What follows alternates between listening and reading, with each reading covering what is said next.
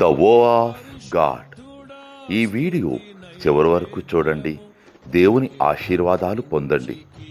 దేవుని నామములో మీకు నా హృదయపూర్వక వందనములు. మిమ్మల్ని మీ కుటుంబమును దేవుడు బహుగా ఆశీర్వదించునుగాక. ఈరోజు మీ రాకపోకల యందు మీరు చేసే ప్రతి పనిలోనూ దేవుడు మీకు తోడుగా ఉండునుగాక. మీరు ఊహించిన అద్భుతాలు, ఆశ్చర్యకార్యాలు ఈరోజు మీ దేవుడు మీ జీవితంలో చేయునుగాక. ఈరోజు నీ దేవుడు నీతో మాట్లాడే మాట,